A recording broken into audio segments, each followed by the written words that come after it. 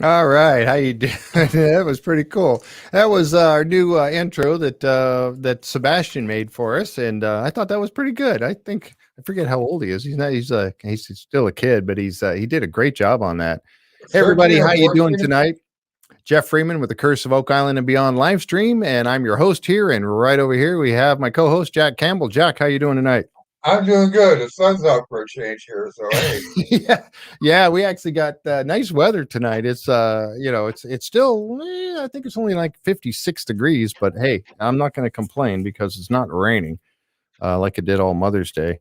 Um, hi Judy, how you doing? Your opening is masterful itself. Yeah, well, it's Sebastian made it. That is Linda's It's grandson. 13 or 14, if I remember. If I Yeah, remember. it's like 13 or 14, I think, something like that. But he made that, and I thought he did a great job. I might run it. The problem with it is that when we start that thing, I have to start it and then click go live, and so you miss like the first 10 seconds of it, and it was all really cool. So I don't know, maybe I'll run it again so everybody get a chance to see it. But I thought it was pretty neat. Anyway, you did a great job. Oh yes, thanks. Sharon said great intro. Thanks. How you doing, Janine? Glad you're here. Who else we So got? Henry Yeah. DeWitt in the house tonight. And Henry, yep. Barb, Don Brents, hi Don. Joe's here. Let's see, Pat, hi Pat. Glad you guys are here tonight. Frank, Sharon Thompson. hello from Minnesota. We're at 69 and sunny. Well, it's warmer there, Frank, than it is here. I can tell you that. I think That's the truth. yeah, I think we're kind of struggling a little bit here tonight to get out of the fit or get into the well, it's 59. I'm sorry, it's 59 degrees right now. It's a little warmer than I thought. So there you go. But we're getting warmer as the week goes along. Hi Darlene, how you doing? Wanda, Pam. All right, Tom. Yeah, ever Uh, glad to see you guys showing up. So I hello, wanted to Tom. wanted to give a little opportunity tonight to kind of go back over the season finale. When we had Sebastian is 13. Yeah. Okay. So he's 13. Yeah. Linda just confirmed it. So yeah, he made that for us. He asked me, he says, well, what do you want? I said, I don't know, just let me see what you come up with. And I told him, about the words, the adventure and all that, that kind of stuff. And so he put that together all by himself. So that was really cool. But I guess he does that kind of stuff anyway. He does it a lot at home. So but anyway, that's really nice. I like to use those kind of things and to highlight some of the work that those young people do. It's really great. Hi, Jenny. How you doing tonight? Jenny's here with us on the YouTube side. So apparently that is working all right. But as I was saying, we had a great time with Dustin and Deidre last week, and it was a lot of fun. But we didn't really get I did go over the season finale. We did cover it, but I didn't cover it in my usual way. So I thought that I would get an opportunity, and I'm going to put the phone number up right away. Linda's here with us. Hi, Linda. So what 53 degrees. Oh, 12 Celsius, 53 in Nova Scotia, and the sun is just going down. All right. Well, that's good. I know you guys are still struggling up there. Oh my gosh. Who's in the UK? Julie Clark from the UK. Hi, Julie. Man, it's got to be Joe getting late Hosley, for I you saw there. too. Isn't Joe Hosley UK also, if I remember correctly? hmm Wow. Hello from Michigan. Who's over in Michigan? Cindy's here. Hi, Cindy. Karen Falbo. Is that how you pronounce it? Karen Falbo. Hi from Michigan. I'm from Michigan myself. I'm a Youper, actually. I'm not there now, but I am a Youper, born and raised. So, I'm close. and you're in me, yeah. I'm right on the border. 71 in Seattle. Holy cow. That's really warm for Seattle right now, I think, right? Yes, Jack. Joe said yes, UK for Joe. Horsley over there in the UK. All right. I just love the fact that we've got people from all over the world. I just think that's really, really cool. Let's see. I was going to put the phone number up. I'm going to put the phone number up right away tonight because you know what? Tonight, I kind of wanted to really focus more on everybody and what you guys thought. We're going to talk about the season finale, of course. And we're also going to talk a little bit about the drilling down that was on last night that I thought was really cool. Hi, Jack. Jack's here with us. And Amisha. Hi, Amisha. We're going to talk about the drilling down that was on last night as well. And I thought that was really cool. They brought up some very interesting points that I thought was very neat, and I wanted to talk about tonight. So, but feel free, anybody, to call in whenever you feel like it. You can call in. We can talk about anything about season 8 that you want to, actually anything about the show you want to talk about. But season 8, if you want to discuss anything, because there were so many cool things that happened all throughout season 8.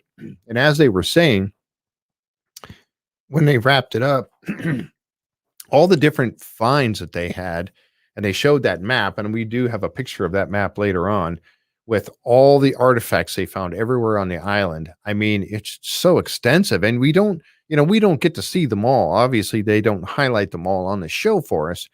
So we miss a lot of that, but man, there was just so many more than I would have ever imagined that they found on the 2,000 is island. just a big number. That's, yeah. I know, it really is. Yeah, the drilling that Barb said the drilling down was exceptional. It really was. Do I think the big dig is going to happen, John? I believe it will. I personally think it will. I don't think it's going to happen season 9 again, with their getting there late with COVID and everything again this year. I don't think it's going to happen in season 9. But And they don't have a spot yet either. I you don't think they're think going to do it? Hi, Peg. How you doing? Peg's over on the YouTube side. They need an X on the ground, and they're not there yet. I don't think. Yeah, the Maine coast. All right, Germany. Oh, who's that? Oh, okay. Germany, we have 10 degrees at 1:30 a.m. Oh my goodness, you're up late. Wow. Yeah, Henry, it was. Season 8 was amazing, and especially hanging. Oh, thank you. I appreciate that. We wouldn't be here if you guys weren't here. So there you go. I mean, that's what it's all about. Hi, Janet. How you doing? Yeah. So looks blurry because of yeah. See, give me 15 minutes, people. We'll be fine. The sun goes down. I have a window, right? Yep. I got it covered. I'm trying to maneuver myself. Oh, TW Ramirez. All right. From Texas. All right. How's things going out in Texas, TW? All right, John. Yeah, Maryland here. All right, cool.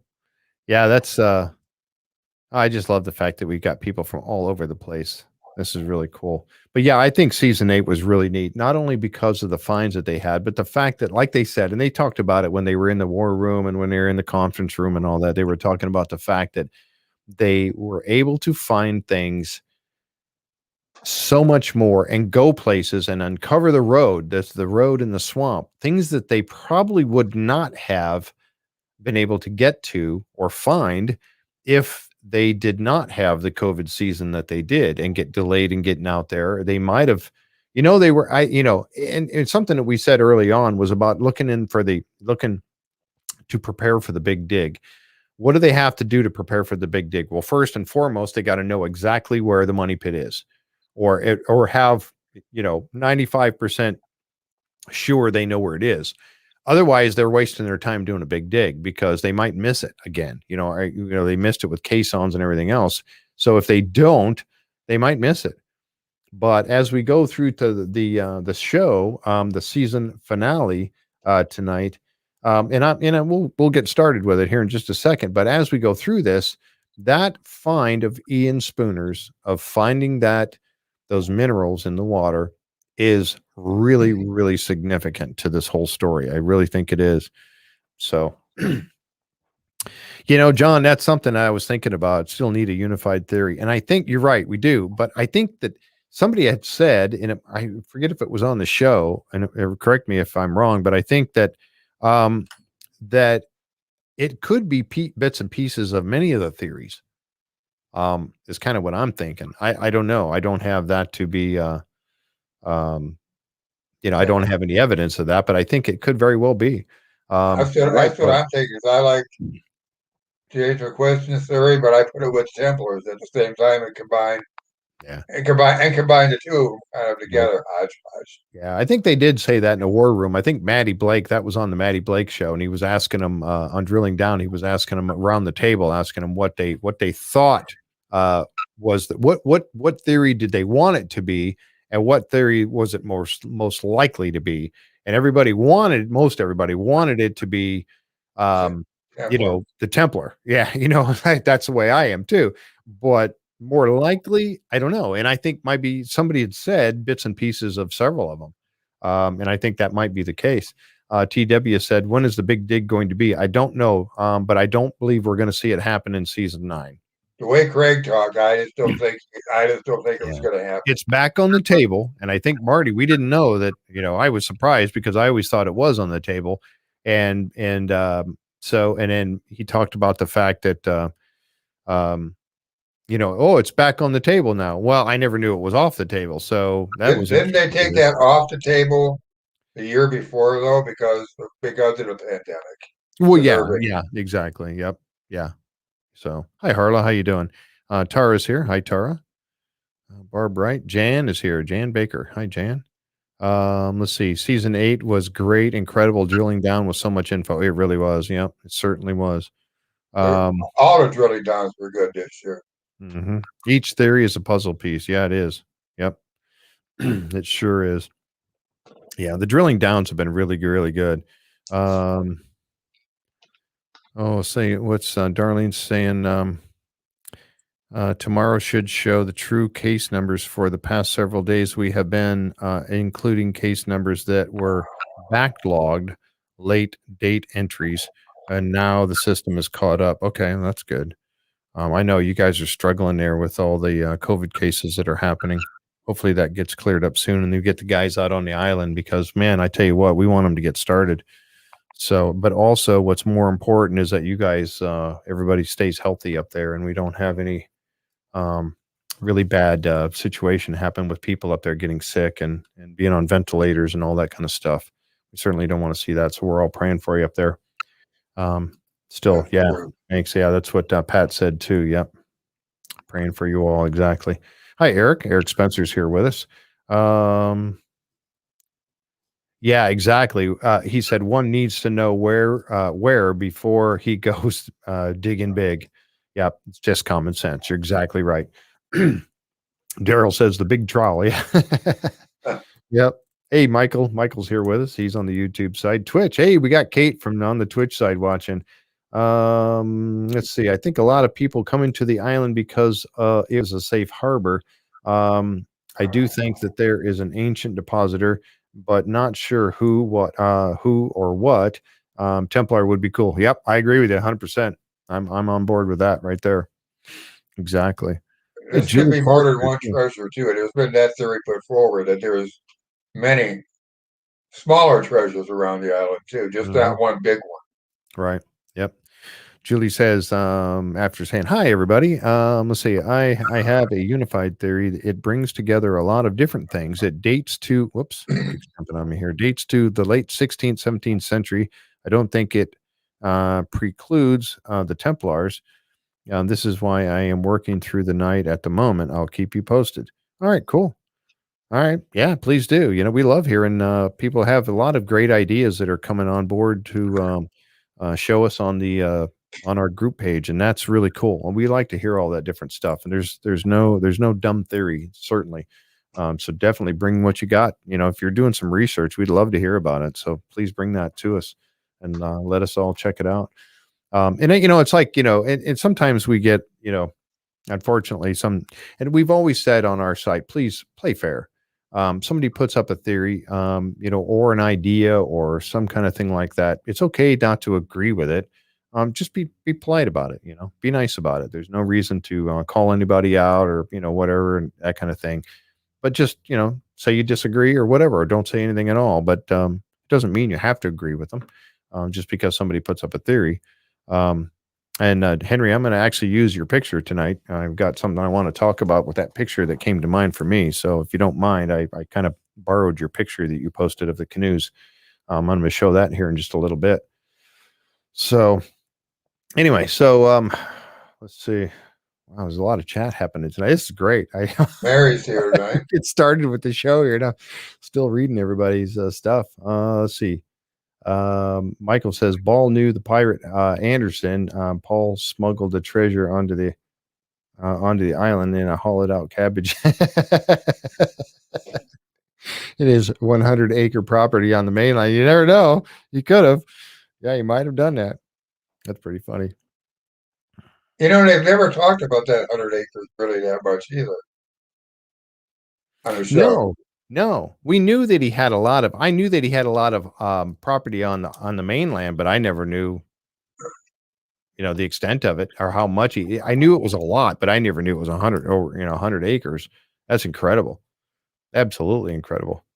Um, yeah, pirates loved islands to store treasure. At first, stumbled onto the mystery while reading Edward Rowe Snow, who was a historian from the eastern U.S. seacoast. That was Kate. Um, Jack, somebody's asking, Jack, do you think the Samuel Ball found treasure? I think he found part of it. Mhm. I don't think he found it all. There has been many theories put forth. There's more than one treasure on the island that I believe too. Mhm. So I think he found some. I mean, you don't get to buy that much land that quick, and then buy land over in the mainland at the same time without some real cash. I'm sorry, I don't think there's enough cabbage to sell to get that kind of money. Yep, I agree. Um, yeah, DX Clue says most lots back then were 100 acres. Oh, okay. I didn't know that. That's interesting. So, yeah, if he bought one lot, but it couldn't have been cheap. So, but What are they on the island? 48? I'm sorry. What are they on the island? They aren't 100 acres on the island. No, I no, know. no, no. They're only 40? 5 acre lots, I think. I think each one of them was a 5 acre lot or something like that. The ones on the island broken up. And he owned 9 of those all told, spread out throughout the island. What do you think that Ball found? I think, if you're asking 4 acres per lot, thank you, Linda. I knew it was 4 or 5, but I couldn't remember. I thought I was thinking 5. Yeah, 4. So 4 acres per lot on Oak Island. Um, John, for me, I think Samuel Ball found something, and I think it might have been pirate stuff. Um, I think he might have found some pirate treasure or somebody's stash somewhere is what I think he found. And I don't remember. I think was it that Anthony Graves was on the island before? No, after Samuel Ball, right? So he was after Samuel Ball Yes. because he owned some of the property that Samuel Ball owned, and And he he owned became quite a bit. yeah, and he was a guy that was dealing on the mainland with silver and gold Spanish coins. So Um, Linda says, and the land on the mainland was bought at different times, and he got. Oop, it went away. And he got as he got money. It was not bought in a 100-acre clump. There you go. Let's see. Yeah, James Anderson was a privateer for certain. Yeah, he could have. He sold his property to Samuel Ball, and that's why I was thinking that there might have been something there. And maybe, yeah, I don't know. I don't know. Maybe Samuel Ball found something that he got from Anderson. So I don't know, but I think that, and he was out there farming, so he was digging up all kinds of land. He was digging up the earth because he was out there farming on the island. So it's the chances are he could very well have As long as stumbled it's not across. too deep, yeah. Yeah.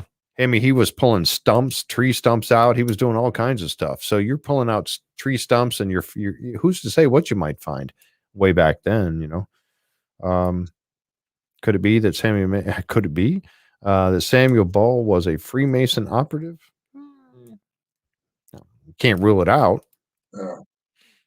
Um, Found a third chest. Michael said, I wonder if Ball found the third chest that belonged to Anderson. Remember the folding key that he gave to, yeah, that was given to Rick by the Anderson descendant.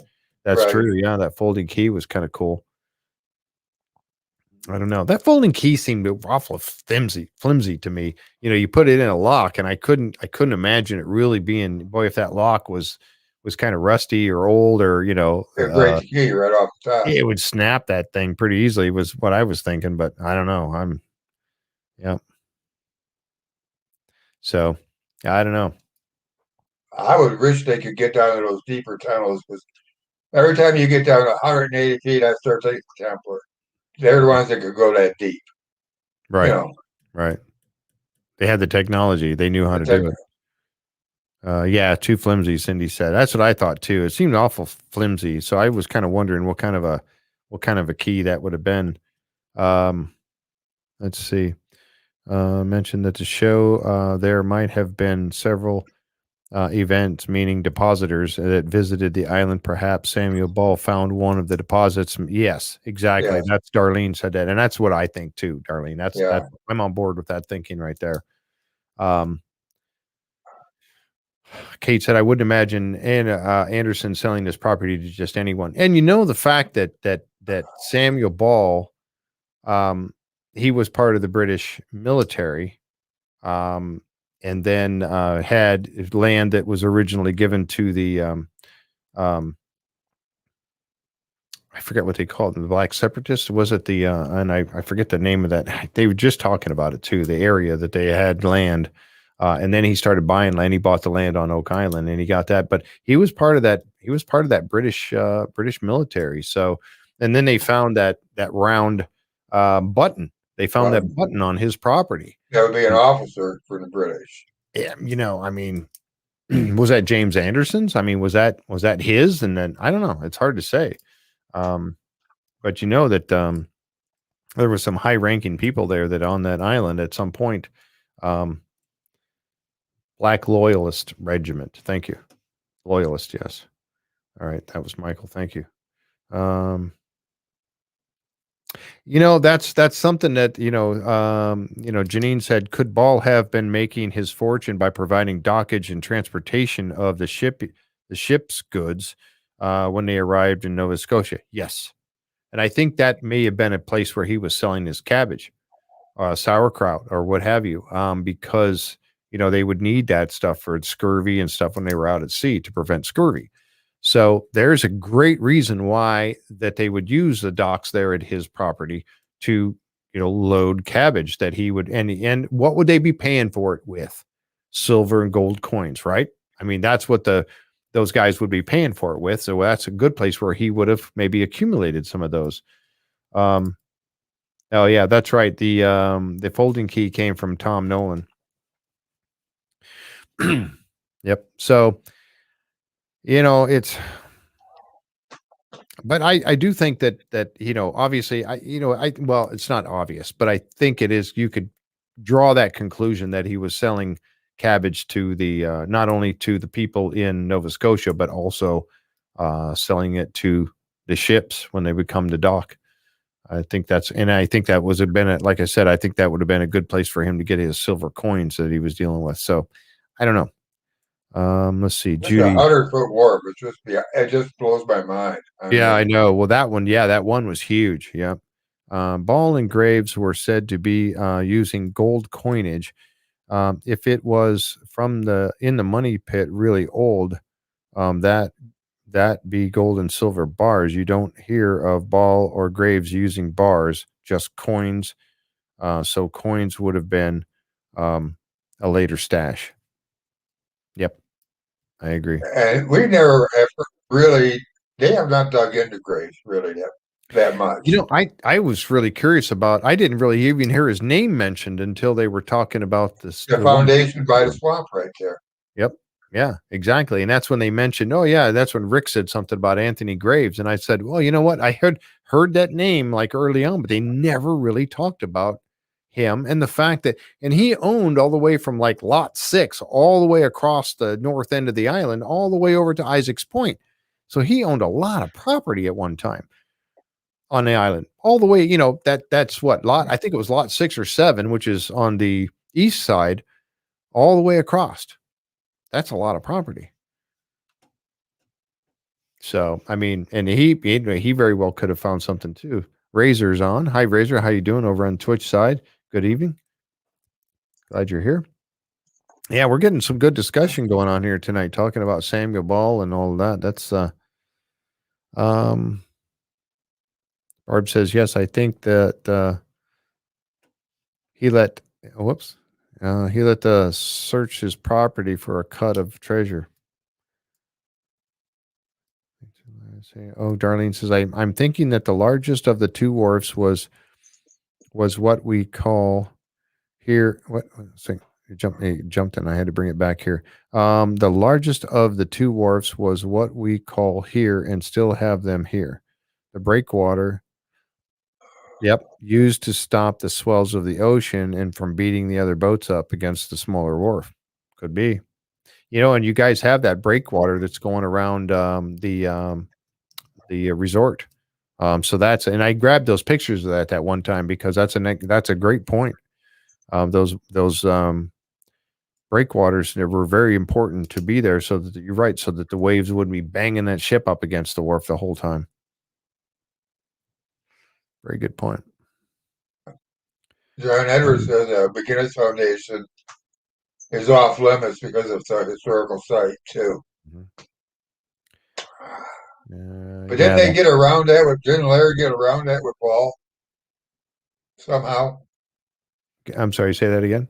Wasn't Paul in a historical site too, and Larry found a way to be able to do the dig there? Well, he had to get permits for it. That's what I mean, but it was a historical site, but he was able to get the permit eventually. Yes, he was. Yeah, it was a historical site, and that's why he is in charge of that, because he was able to obtain the permits so that they could dig on the Ball property or search and excavate on the Ball property. You know what? I had the phone line up. I didn't even have the phone on. I don't know if anybody tried to call, but sorry about that. They are not doing a major dig on the Ball property. No, they've done what I don't know how much more they're going to do, quite honestly. I think they are going to work on the archaeology. I think Laird is going to continue with that, but so I don't think there's going to be a. And the drilling down, I can remember Barry saying, "I'd just like to get in there with one of those shovels, yeah, just rip it out and see what we got." He wants to go in there with Billy's trowel. Yeah, go in there with Billy's trowel and start digging that thing up. Yeah. Yeah, and that's what Kate says. I think that Ball was a smart man who was able to grow his business. Not sure about the treasure, but pirateer, yes. And that very well could be. He became wasn't he like one of the most wealthiest people? This phone is going off now that I just turned it on. Sorry. It's making all kinds of noise. But he became a very, very wealthy man. So, was it all from selling cabbages? I just don't know. Did he become like a landowner and selling and buying and selling property? I don't know, but it's interesting nonetheless.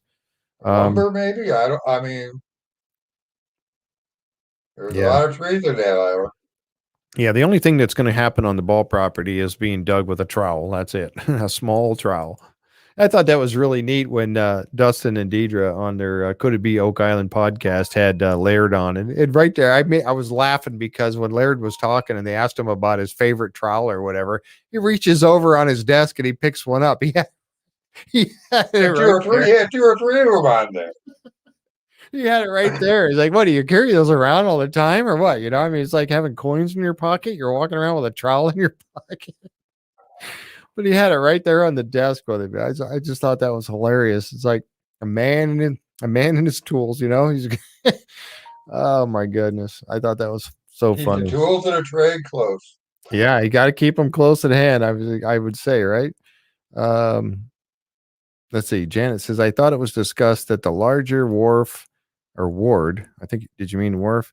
Was on the inner side and the smaller wharf was on the outer side towards the open sea. The smaller one was on the outside toward the open sea. So the breakwater would actually hit the smaller one first. No, I think you're right, Janet. I think the smaller one was out on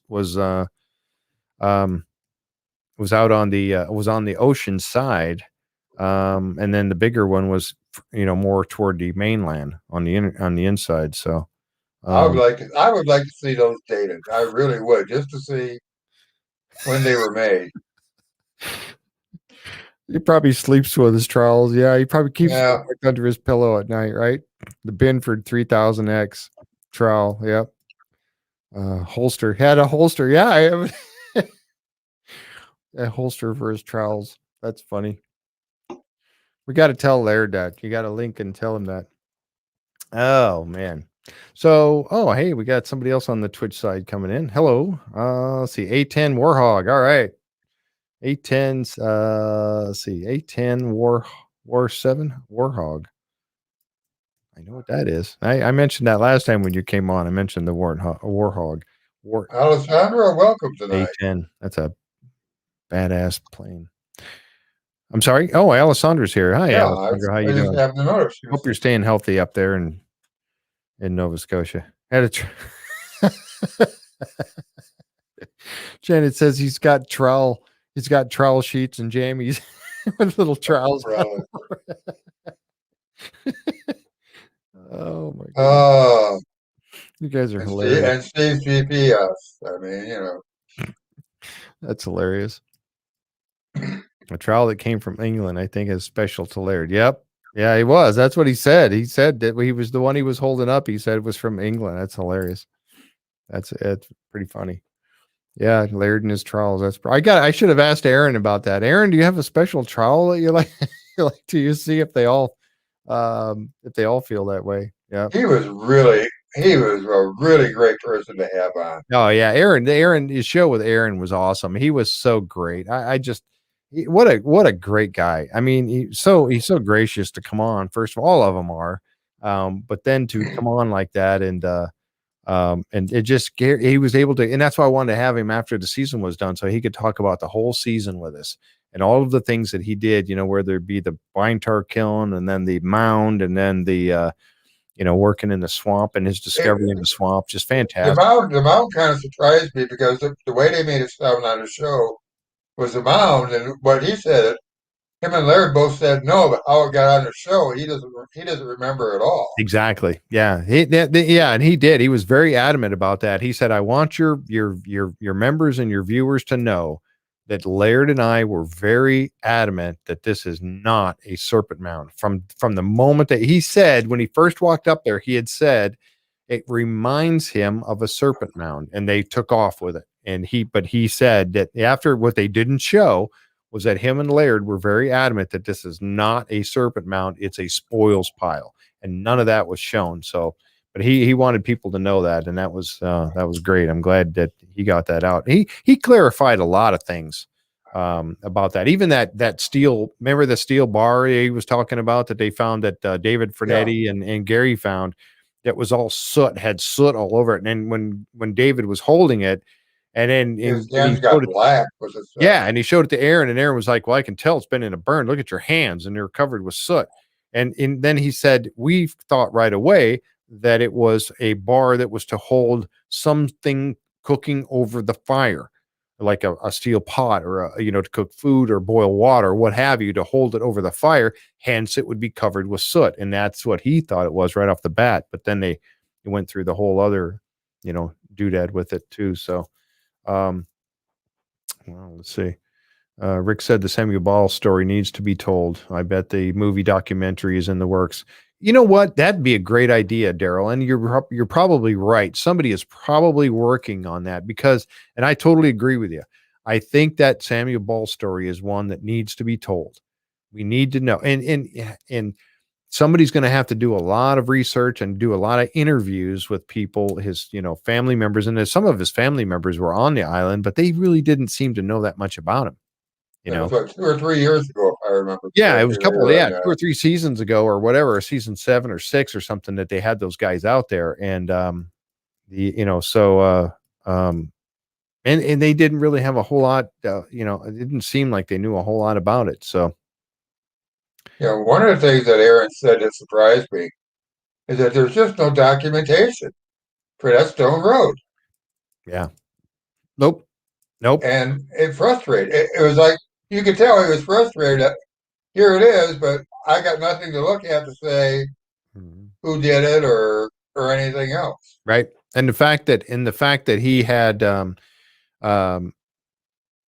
I'm sorry, I got a little distracted. I was reading Kate's message here, text message here, but yeah, it is a great story. I think it does have to be told. We need to know more about it, and the fact, like you said, there was no no documentation about him. There's no documentation about the stone road, and the fact that the stone road over the years was very likely used by different people, because we know that the one, and they talked about this on the drilling down, I think it was, they were talking about the one section of the stone road is about the 1700s area, and then the section over on the other side of Nolan's Peninsula, the platform, so to speak, that they found last season, well, season 7, I better call it now, because last season is season 8, but on season 7, they found that, and they dated that to 1220.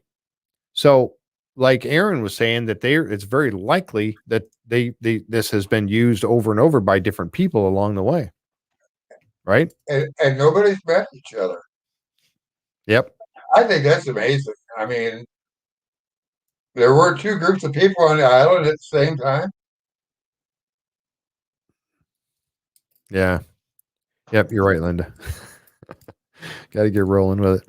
All right. So I could sit here, but I could spend the whole night just sitting here, talking about what everybody's. Kate's putting up some interesting stuff over here as well. I'll say this real quick: is let's see. Here's what they found out about the Ball property. Now owned 9 lots on the island, lots 6, 7, 8, 24, 25, 26, 30, 31, and 32, a total of 36 acres. With he and servant Isaac Butler. Yep. And Butler had to change his name to Ball to get the to be able to inherit the property. Worked as a cabbage farm alongside other crops in a selection of cattle. His home was situated on lot 25. All in all, Ball owned approximately 100 acres of land, as well as Hook Island. Yep, that he purchased in 1790. It was a 3-acre island, a piece of land not far from Oak Island, bought from Daniel Vaughn for the sum of £5. Okay, yeah. There's a lot of information about the man that we just need to know, and I think it would be great to do a story about him, and maybe a little just a documentary on the man. I really do. And I spent some time looking into it too, and researching Samuel Ball, and found out where he came from, the plantation down in the South, and then he ended up working as a black loyalist, or fighting as a black loyalist for the British, and then ended up coming up and making his way up and getting land in Nova Scotia, and then going from there. So, I mean, what an interesting story, and how he met Daniel McGinnis and all that. And it's a great story, and it's just one that I think really needs to be told. So, but anyway, I'm going to jump into the synopsis, or we're never going to get to it. We're already 38 minutes in. So let's roll with it a little bit. And I'm not going to spend this. I do have a lot of pictures. You guys know me and my darn pictures, right? And I'm going to try to roll through these, and I won't try not to take up a lot of time with them, but I did want to kind of recap the show and then get on a little bit to talk about drilling down as well, as we go. So, but I keep talking, folks. I mean, keep bringing stuff up. And like I said, I did finally turn the phone on. I put the phone number up. I didn't even have the phone turned on. Let me go ahead and get it logged into Bluetooth here. So let me do that right quick. And I apologize. I should have had this done before we started. I was so excited about getting Sebastian's intro set up that I didn't take care of other business before we started. All right, let's get this. Okay, broadcasting. There we go. Connecting. All right, so now we're ready to go, or we'll be in just a second. There it goes. It's connected. All right, so anybody can call in now. We're all set for that if you want to call in and talk about some stuff. Let's jump over to the beginning of the show. This was the Silver Spooner. And of course, they started off in the war room, right? So right off the bat, you've got Ian Spooner and then Matt, and I've forgotten Matt's last name now. He was a doctor.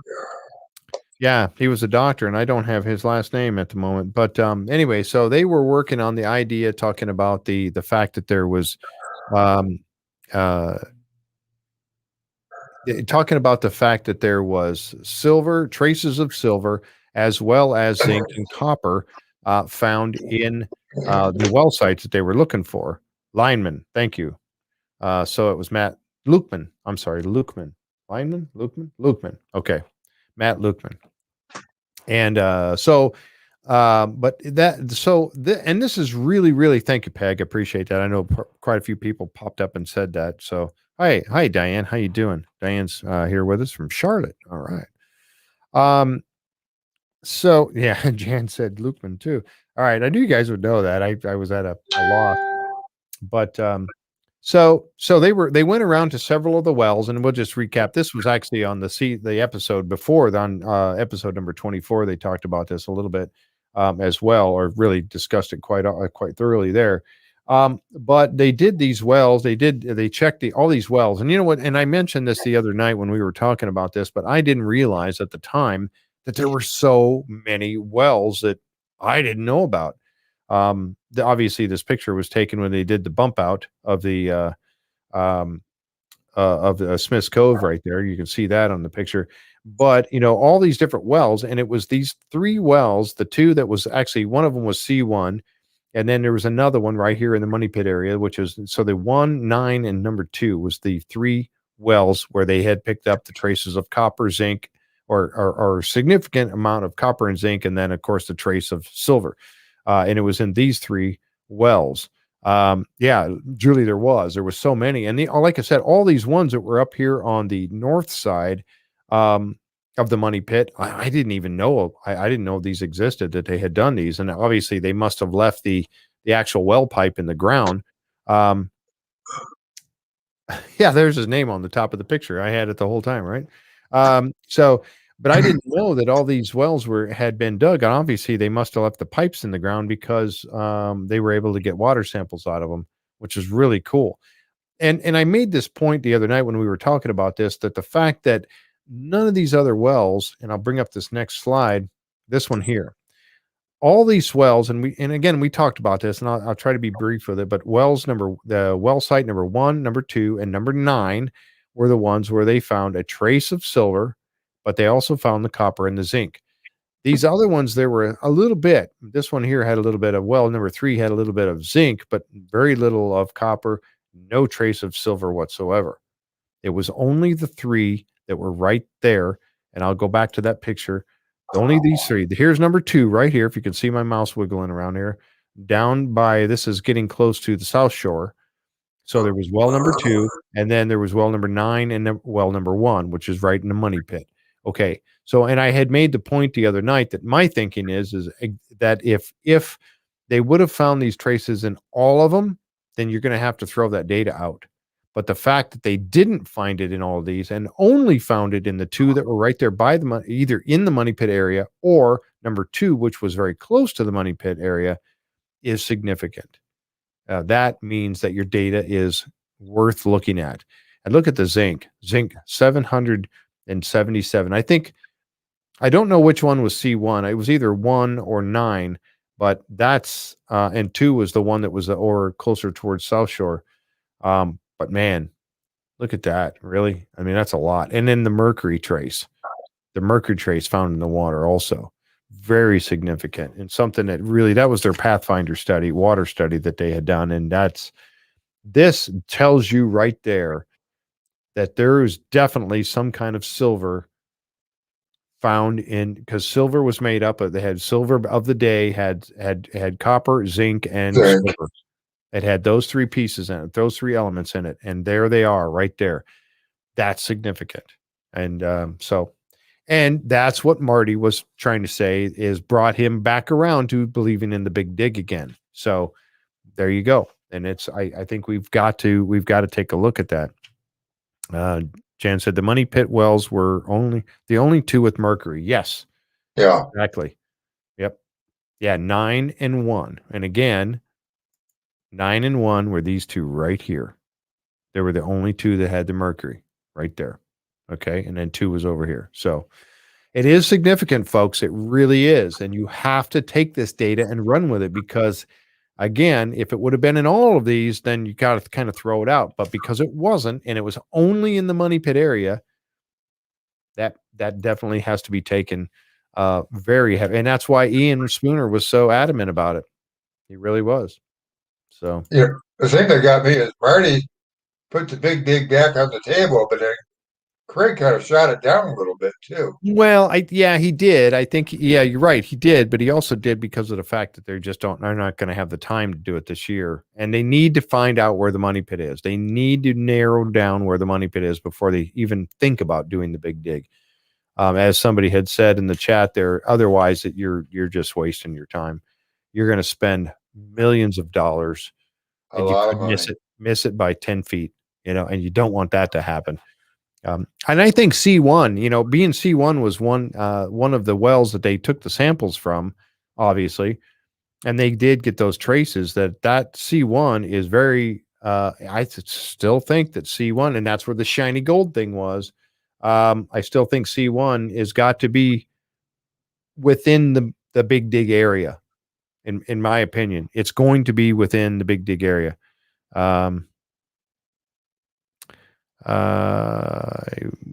Yeah, it could be. Pam said with the collapse of tunnels, maybe some of the water is seeping into the wells. This is true. Could be.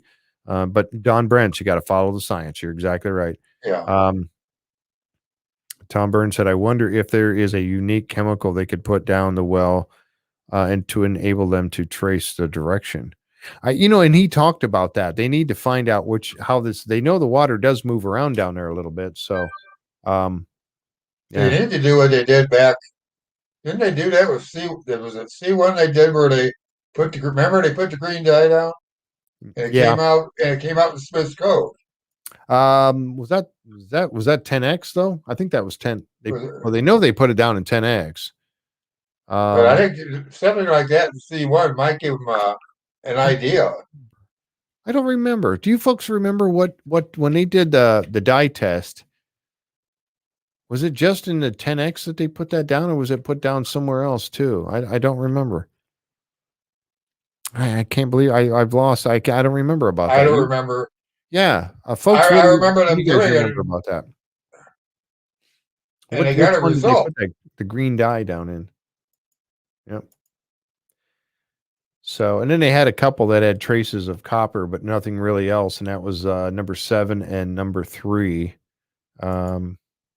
Yeah, number 7 was here, and then number 3, copper. Yep. Anyway, so we can move on from that. But that means that they got to dig up. They've got to dig up. They got to do the big dig. They really do. They have to do it. There's no other way around it. I think it was 10x one. It seemed to me like it was just 10x. Let's see. Kansas does 10x. Yeah, just 10x. Yeah. The dye all went at one place. Otherwise, they would not be able to tell where it moved to. Right. Yeah, but I meant in different times. I don't mean all at once. They did put it all down in 10x at one time, but I thought later on that there was another one that they had done, but I know that it had to be just 10x. This is a picture of that shiny gold thing that we've seen a few times, and this was taken when they only had the 4-inch well pipe and they put that camera down in there. This was way back when they just did their first drilling. They hadn't even leveled off the whole money pit area at that time. And they put it was the red dye that came out in Smith's Cove. Yep. Yeah, you're right. That was Wanda. See, and they did a green dye test too at one time, didn't they? They did both. I thought they did agree with it. Maybe. So they had 2 times that they did the dye test, and so I was wondering if both times it was 10x, but the green dye one they came out with nothing for some reason. Right, they found nothing with the green, but when they did the red, they found red coming out at Smith's Cove. In Smith's Cove, yeah, same dump spot. Okay, yeah, they put the dye down twice, but yeah, they had okay, it was the same. Okay, all right. Yeah, the green dye was done first, and the red dye. Yeah, and the red dye is what they found coming out in Smith's Cove. Green dye was not a good choice. I agree. I thought the same thing because you got a kind of a greenish hue to the water anyway when they're flying around in the helicopter trying to look for it. It's like, yeah, use something that's not already a kind of a color of the water.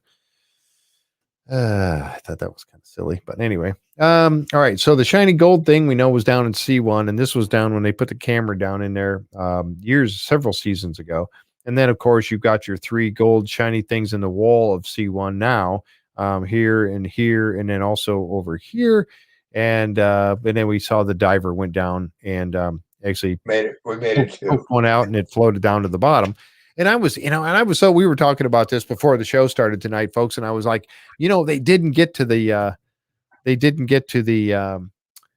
should have put a diver back down there. I mean,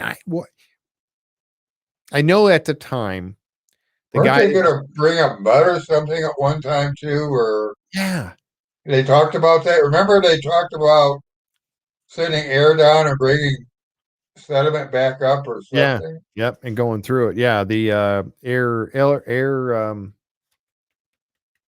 Man, I'm lost for all kinds of stuff tonight. The name of that when they do they pump the air down there, and then it makes they pull up the water and the sediment off the bottom, and suck it all up, and then check their samples when they do.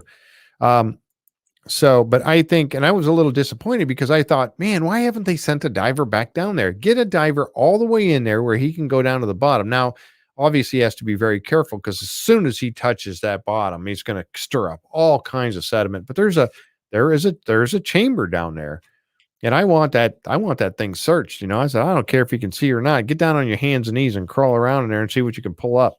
Airlift, thank you, airlift system. Yeah, it was too much like the watercolor, and then they used red dye in a different time. It came out to Smith's Cove, but all went down 10x, just like the Dan Blankenship did in the dye test. Yeah, so it all went down 10x, and I was hoping that they should try putting it down into a different try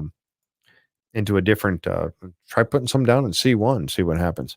But anyway, I think they're over the whole thing about the flood tunnels. I think that's past now.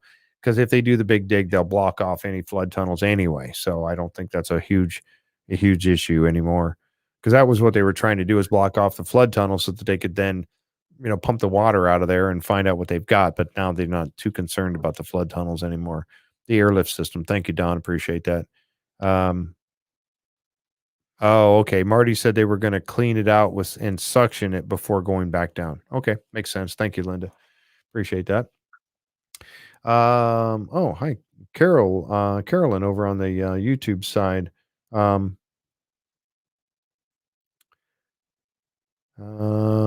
Yeah, of all the fines, and Carolyn said, of all the fines, people involved, of all the people involved with the search, will it be up to Aaron Taylor and his team to print out the documents of all the fines? Probably. I was thinking it would be really cool to list the all the things that they found in the different eras throughout the time frame to show that there's been people over on the island, all these different at different times throughout the entire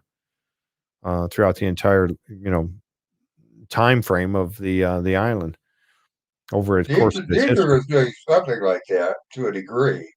They want to say that again?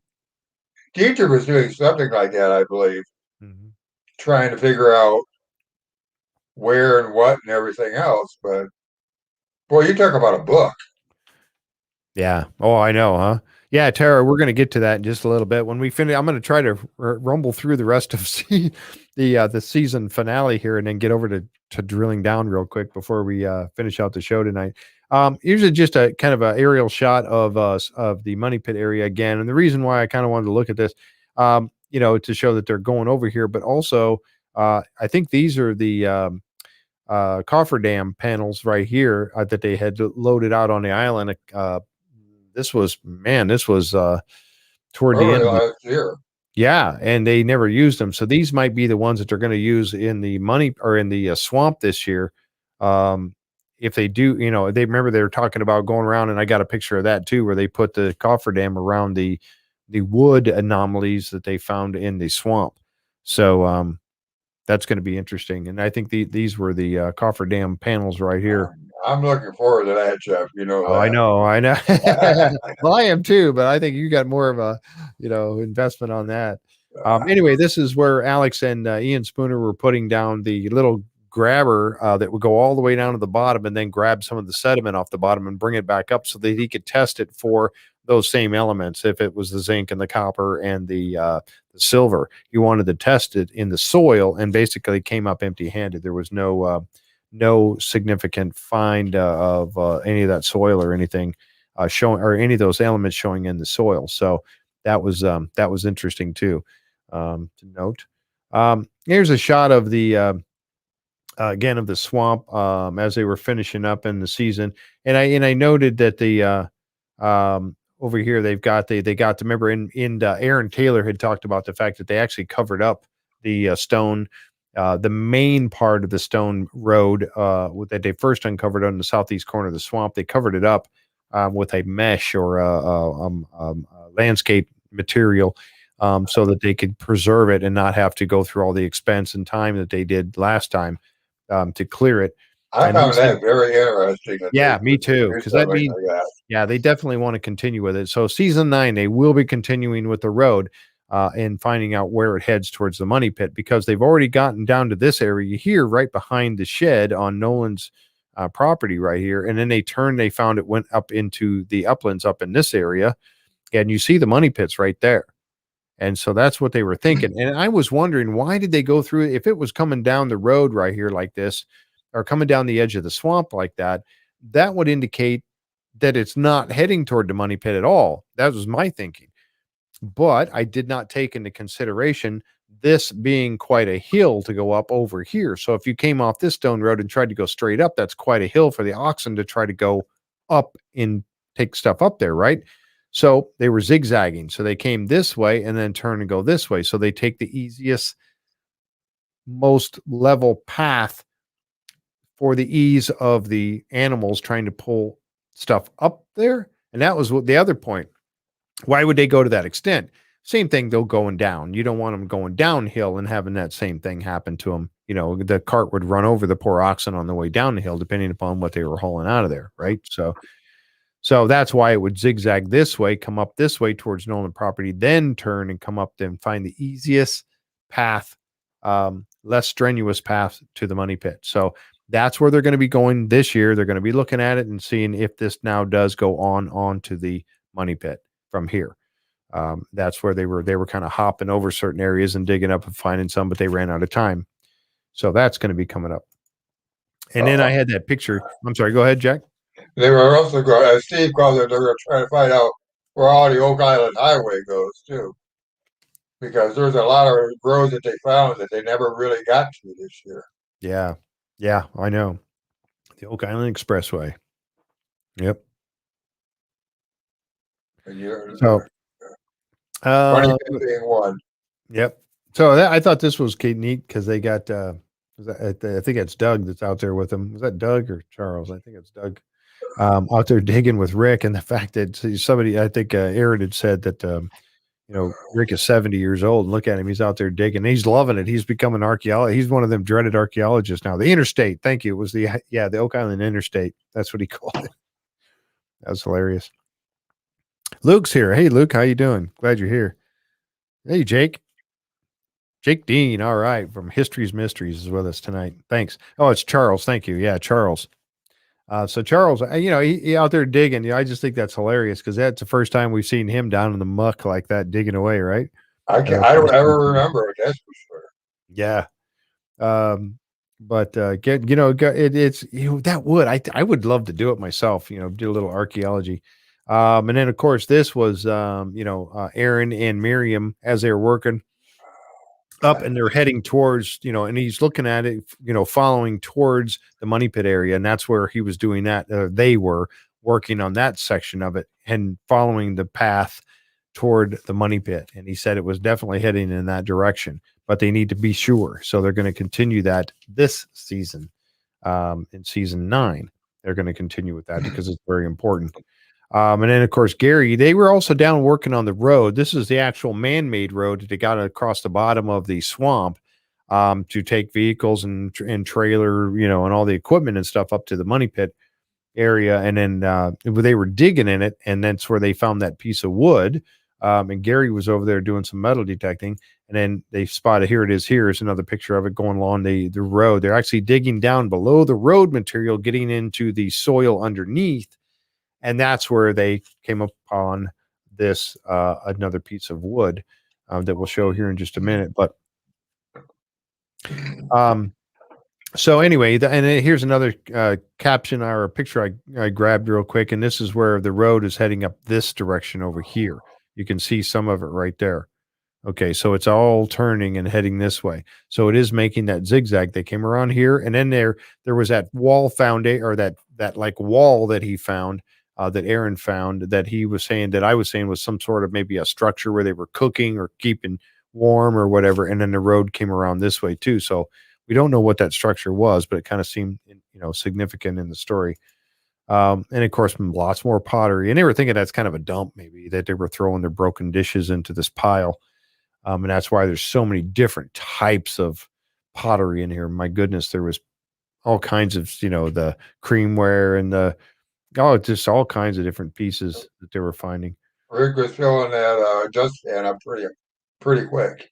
Yeah, yeah, he was finding tons of it. So that, and that indicates it was some sort of a dump, a trash heap or whatever. They were just pitching their broken pieces in there, and that's why they were able to collect so many in one spot. And again, that would be indicative of some sort of being right by a building that may have been used for a bunkhouse or a shelter of some type, or a kitchen area or whatever, or all of those in one.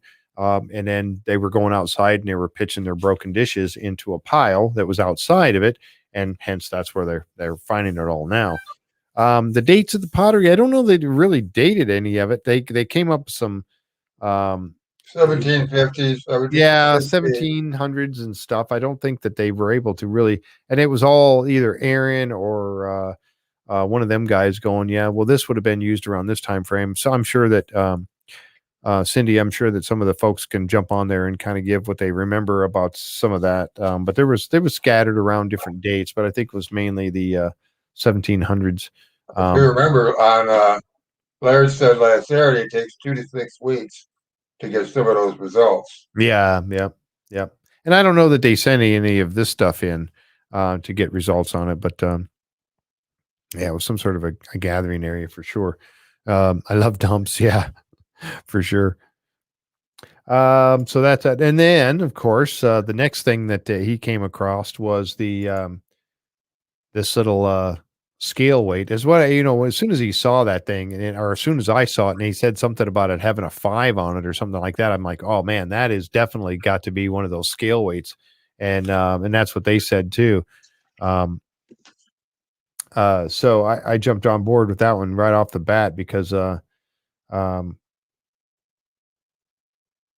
let's see here. Right there's another shot of it. And then on the end of it, and the fact that it had beveled edges, and then on this end of it, there was like a depression on this side of it where they would have, had to get it to be a certain weight. I think they were talking about it being something around a troy ounce or so at that time. And yeah, definitely a weight for sure. Cindy, definitely. And that's what as soon as I saw that thing, I said, I don't know what else it could be other than a scale weight. Um, so that they would have used to measure out, to get the weight of minerals or gold or silver or what have you. They'd be weighing it out to get an actual, okay, you got, two This troy much. ounces of whatever, silver or gold or something here. That's how they would have done it. And there's a picture of it. Oh, they were talking about this, the XRF analyzer here, that they could actually, you can scan soil, you can scan different things with this thing, and it's actually uses radiation, but it could pick up and tell you what that stuff. It's called X-ray fluorescence, and really cool. We actually rent these things. um, let's see. Oh yeah, going back and looking at where they were digging along the road here. And there's that piece of wood, and that just, again, I just laugh about the fact that Billy Gerhardt, he's able to just take and empty everything out of that bucket except for that little piece of wood, and then hold it up there so Gary can go over and pick it up out of the bucket. That's just so cool. Yeah, yeah, the aerial shots. Yeah, yeah, definitely. Silverman. Hi, Silverman. How you doing? Oh, thanks for you found our channel. Thanks for coming over. Appreciate it.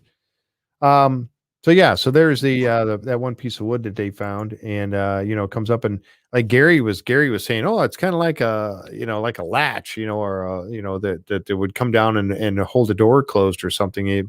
Hard to say what it was for, and I don't know if they'll get the dating on it or not, but that would be kind of neat if they could.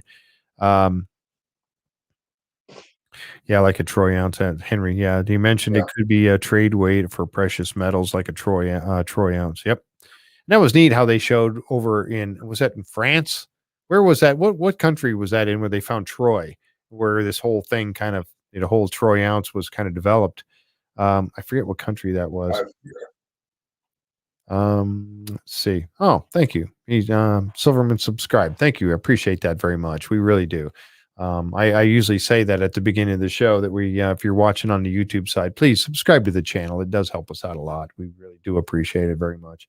France. Okay, Cindy said France. Thank you. So that's where Troy was.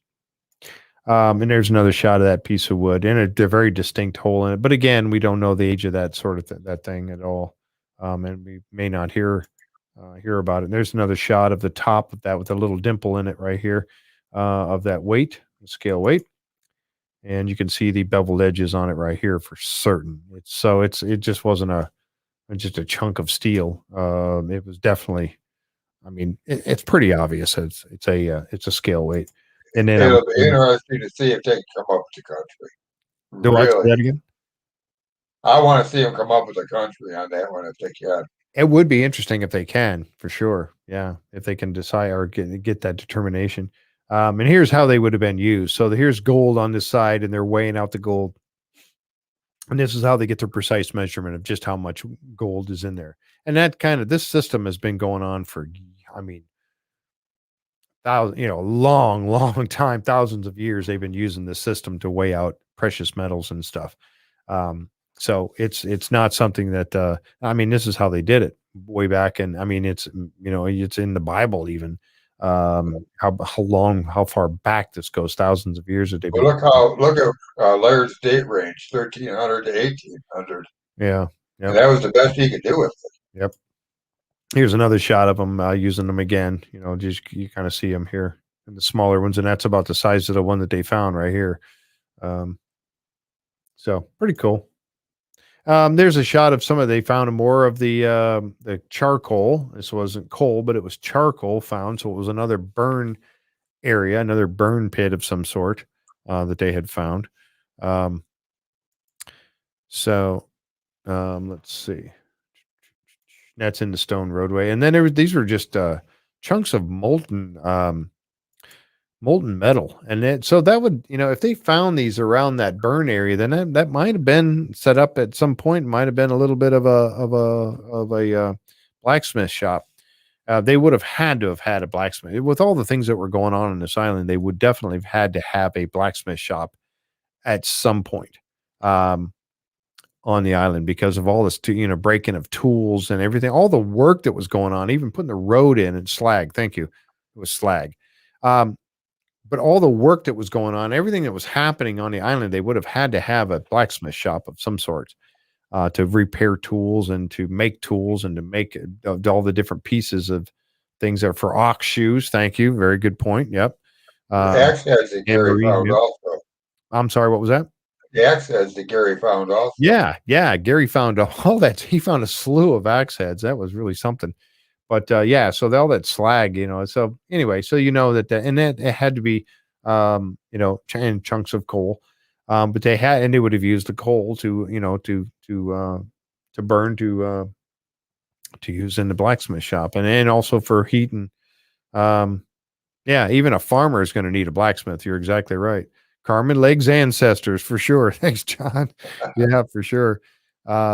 Yep, Henry said even yes, a farmer would need a blacksmith. So they all would. So that's not that hard to say that there was blacksmiths on the island, at some point along the way over the years. Yeah, exactly. See who said that? Jan said that. Jan Baker said if they were working around on the island year round, they would definitely have various stations plus staying warm. You're right. Yep. And then they were working over. This was Laird and is that David? I guess is over working on ball property. And I don't think, did Laird say on when he was on with Dustin and Deidre, I don't know if he said that they're not done there. I don't think they're done on the ball No, property. he said they were going back. Yeah, they're going to be going back and doing some more there. That's an interesting thing there going on, that they found so much. And somebody asked them about that door. That, remember, they found that door laying on the ground in there, and I had speculated that door was nothing more than a door that was probably a door entering into there, and it's just, as the building collapsed and fell, that door fell down there on the bottom, because it was right by the little stairway, that door fell down there and just got covered up with dirt and debris over the years, that it really was just a door laying there. But then when they asked Laird about it, he said he wouldn't answer. He wouldn't answer the question. He said that's for next season, I guess, or something. He didn't go Maybe, there. So maybe we open it up and find a stairway. Who knows? I don't know. It's hard to say. Just a door, I know, but yeah, if you watch what he said, he maybe he's pulling a Prometheus on us. He's holding out the information, but it really isn't a big deal. I don't know. I thought it was just a door that had fallen down and landed down there, got covered up with dirt, but I don't know. Maybe I'm wrong, but maybe, like I said, maybe Laird's pulling a Prometheus. Sometimes a door is just a door. Yeah, I know. I agree. Here's some more pictures of everybody just working the area, and then they got Alex over there running the sifter and going through all the spoils. And then we see Liz. It was kind of neat though, but that was how they split things up, and they made great pairs. You got Laird and Liz working on the ball property, and you got Miriam and Aaron working on the money pit. I mean the swamp. It was really kind of cool how they and they worked so well together over the years, and I thought that was really interesting. And Aaron had some good things to say about Miriam and how they'd known each other for a couple of years, because she was down there with him in Cuba. She was a student of his, I believe, also, Yeah, wasn't she? yeah, she was a student. Yeah, yep. And they asked her if they needed somebody to help out, and that he said, "I know just the person." So there you go. I just couldn't believe her age for doing that much. 22 years old. I'm sorry. I mean, that just blew me away. Yep. So there they are working there and still on the ball property. And there's an overhead shot of it. I just thought this was kind of cool because you can actually see more of the size of this entire cellar. That I don't know, and this wasn't where the house was. This was just maybe a barn with a cellar. It was some sort of and I think that maybe that cellar was where he was keeping his cabbage. He was storing cabbages down there or something. That would make sense, right? But this was not part. If I remember correctly, correct me if I'm wrong. This was just a storage cellar of some sort. It wasn't the actual where the house was. Yeah, Laird was in his element for sure.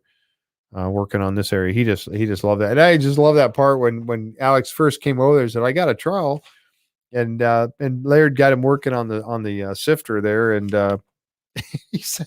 And he said, "Oh, I found a piece of pottery." And then Laird was like, "Yeah, you're going to find lots of that." he didn't even look up. Yeah, you're going to find a lot of that. That was hilarious. All right. So, and I grabbed this picture because this is the one that shows. Here's that area right here where, and again, if you could see my mouth down here in the lower right-hand corner, this is the area where that wall was. And over here on the other side of this wall is where it heads over toward the eye of the swamp, where they did jump over there, but they didn't really take it too much further to see where it went. This right here is where the road turned and started heading up this way. And this, as you can see, somebody down there's a picture of somebody standing down there, but this is where they think the road was heading and making its turn toward the money pit, right up and through here in this area here. So if that's what's happening here, this is where the road is heading off toward the money pit, which is over this way. So that's what they're going to follow now, and we're going to see a lot of that happening in the Season to go. Yep. Right. And Luke said, as he had already suggested, there was a lot of activity on this small island. It's not a story, but stories, not necessarily linked together. That's a very good point, Luke, and I agree with you. I definitely agree with you. I think that there's been a lot of activity over the years, and they may not have been linked together at all. And we know because we know Nova Scotia changed hands many times over the years. So, but what was everybody doing? Why? And the one question that they had asked in the war room, they had asked of Marty, or Marty had brought up. He had asked, I think he'd asked Laird, if I remember correctly. He'd asked Laird on Laird was over in the museum, but he had asked Laird. He says, of all the islands that are around here, then there's a lot of them in that area around that side of Nova Scotia. He said, of all these islands around here and all the artifacts that we found on this island, do you believe that all these artifacts are, even a portion of these artifacts would be found on any of these other islands? And Laird's opinion was, I do not believe so. So And he was really certain when he said island? that. Huh? He was really certain when he said that also. Yes. I mean, Yep. Why this island? Because of how close it was to the mainland, maybe? I don't know. Why this island of all of them had so much activity over the years? And this was that shot they showed here of the actually turning up through lot 12. This is where they found, and again, I'll go back one. You see right here where the road comes. This is the road coming across and up here, and then it turns and comes up the hill right here. And that is right here, and turning and going. Now they figure, now this is about where they left off. And it looks like, in Aaron's opinion, it looks like it's heading towards the money pit. Now, if they do track this all the way across to the money pit, now the lot 15, we know that the pine tar kiln, that's definitely what it was, even though they did not find residue there. I asked Aaron that question, and I think Laird was asked that question too. They did not find pine residue. So was it really a pine tar kiln? But it may cross where the pine tar kiln was. Now, if it does continue on and go toward into the money pit area, once they get to the portion where Dunfield did his big dig, they're gonna obviously the road is going to end there. They're not going to find any evidence of it, but they want to see where it went, and that's where season 9 is. They're going to continue with this because they want to know where it went. So that will be coming up. All right, and I'm curious too, because that was a huge find. I want them to go over to Corey's Island to see if the two roads in the swamp are built the same. Yeah, that'd be interesting, because they did mention that on that other island there was a stone Covey. Covey was a Covey Island. Yeah, it was another. Yeah, Covey Island, I think it was called. But yeah, you're right. And I think that's something that they need to look into. I don't know what they can do over there if they're allowed to go over, but they can certainly go over and check it out. I would think. You would hope anyway.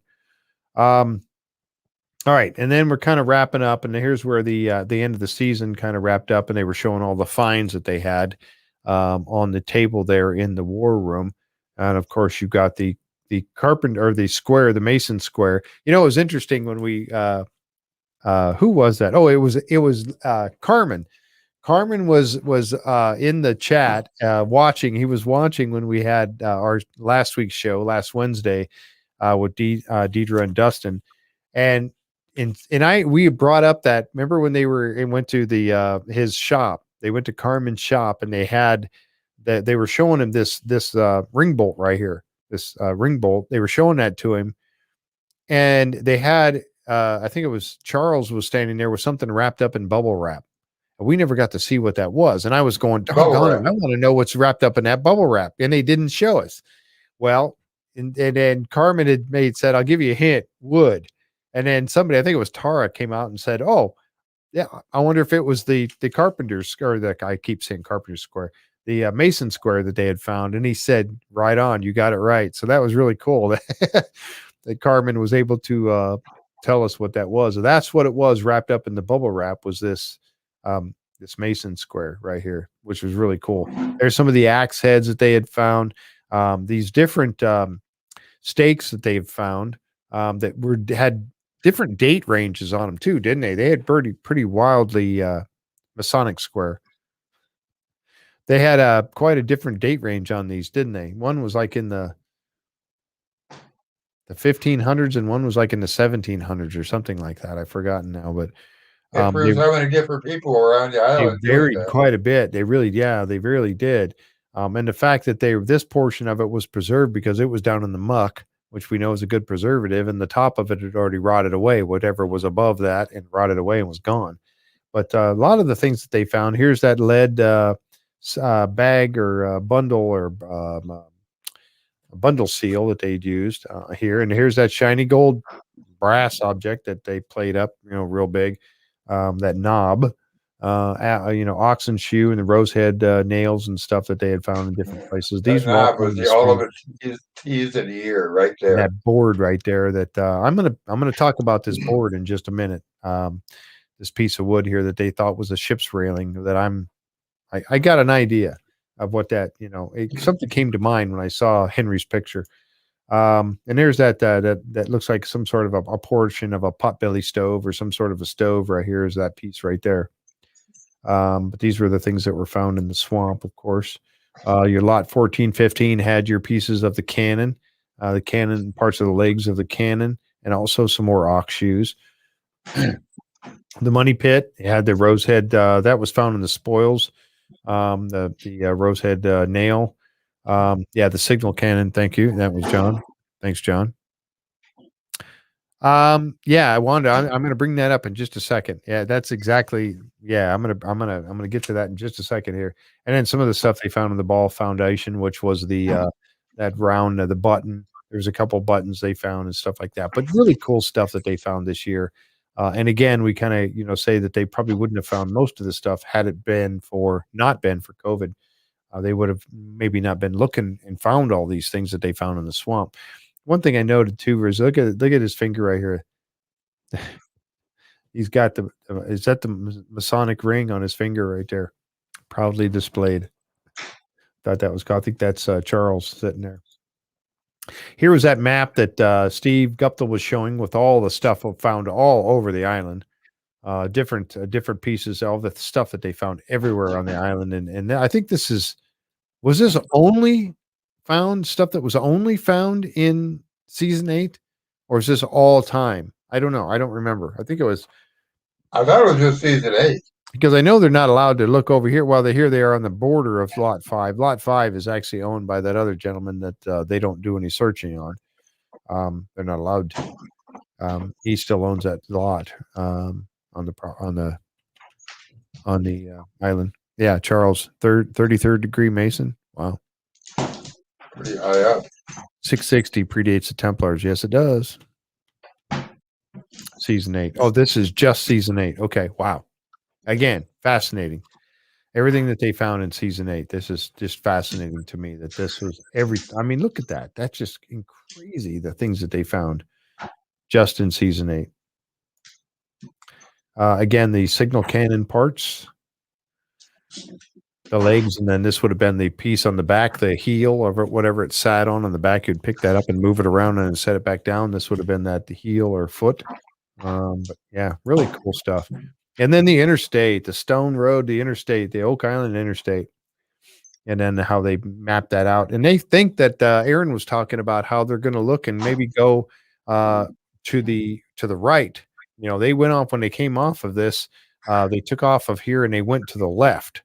And then he went up towards along the east side of the swamp all the way up to the Nolan's property. And then they found that it turns and comes off and now may turn to the right and heading back toward the money pit. But now in season 8, not only are they going to, or season 9, not only are they going to follow that and head over toward that direction, but they're also going to go to the right off of this main piece of the road that was right off of the southeast corner of the swamp. So I was trying to read what it said right there. This is remember when we were talking about the wood structure that they had originally found when they started digging over here before they found the road.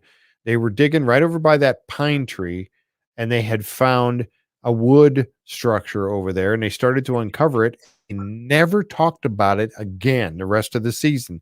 They concentrated on the road. They found that Ian Spooner had found when he was in the Zodiac boat, he was being pushed, the inflatable was being pushed around by Tony Sampson, and he found all these stones. And then when they drained it and started looking, they found this road right here, right? So that wood structure is right here. This is it right here. And it says 15-foot. I know you can't read that, but I can barely read it on here. It says 15-foot wharf pin or 15-inch wharf pin swamp structure.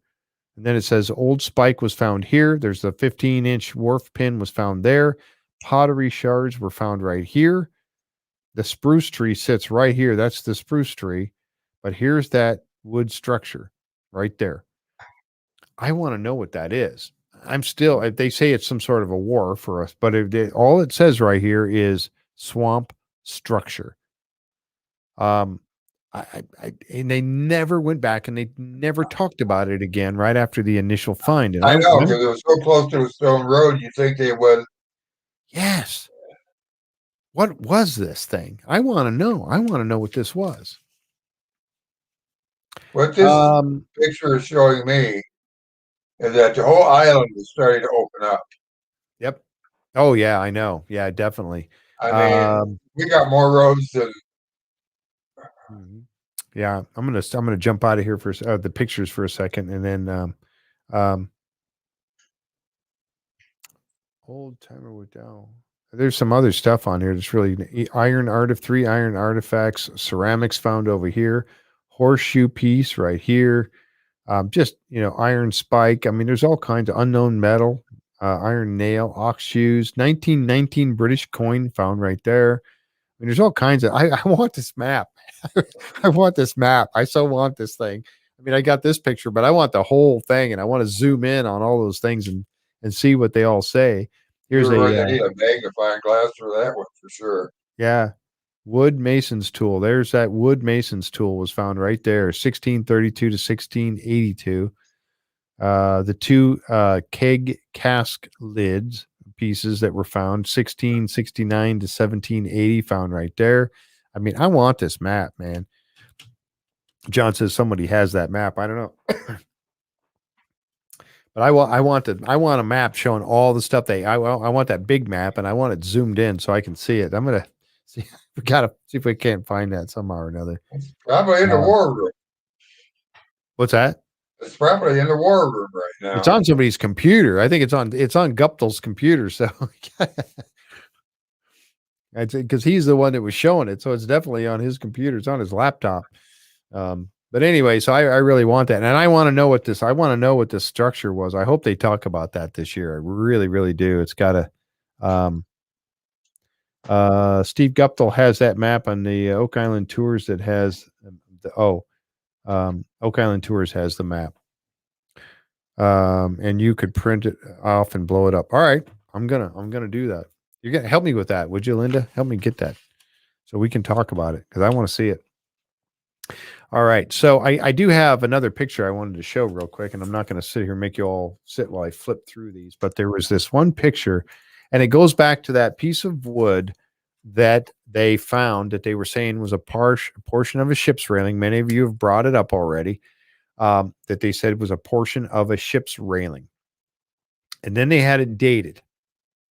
And in the drilling down, Craig Tester had said that it dated 1660 to 660 to 770. 660 to 770. Folks, that predates everybody on the island. Okay.